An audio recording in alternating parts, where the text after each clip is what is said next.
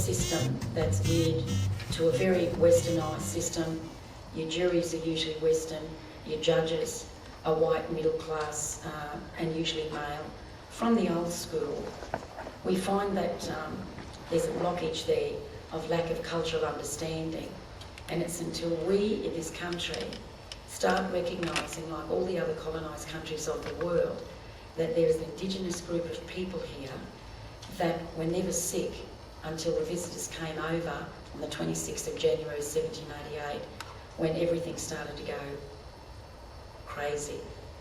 And the fact that Australia is one of the most wealthiest countries in the world, and we are suffering diseases that third world countries have eradicated, is absolutely appalling. The fact that the judicial system doesn't have affirmative action strategies or Indigenous positions like they do in other countries, in particular like New Zealand. And of course we don't have a Bill of Rights and a treaty, and of course Mr Melzer and all the other activists have been working very hard on that. But it's changing that mentality of white Australia. We still have a long way to go. We all know that there was no white immigration policy here, and some of the most derogatory things are still being said, not only about my people, but for people of colour. And here's the government wanting us to reconcile, to just move on and forget about the past. We can't forget about the past. I'm a child born in 1951, where we were still totally segregated. And the horrific stories that my grandparents, my parents and elders have told us of the inhumane treatment what's gone on in this country for the past 220 years. It is actually worse than some of the overseas countries. When you go into schools, you see lots of children knows about the 6 million Jews that were persecuted by Hitler. You ask the same children, how many Aboriginal people do you think were persecuted in this country? They have no idea. It's time that the education system started to make an Indigenous business curriculum compulsory from kindergarten right throughout the system, right up to university.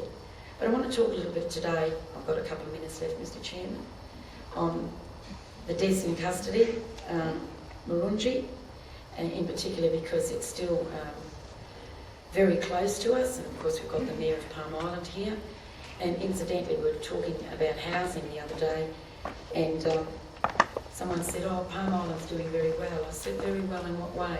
With accommodation.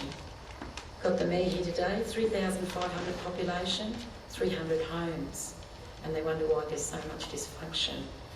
And it's just incredible that Palm Island has been put on the map through a death in custody by our brother that was killed in custody, as you all know.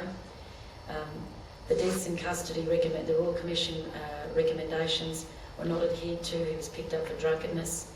Within 1 hour in taking into custody, he's dead.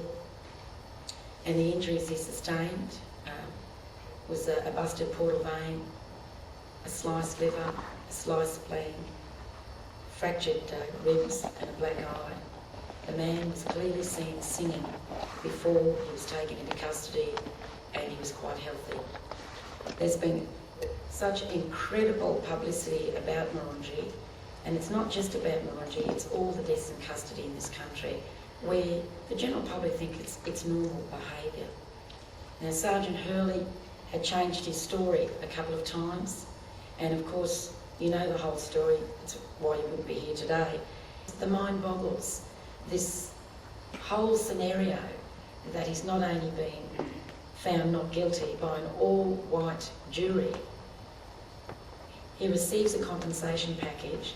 He's then sent to the Gold Coast and given a promotion as an inspector.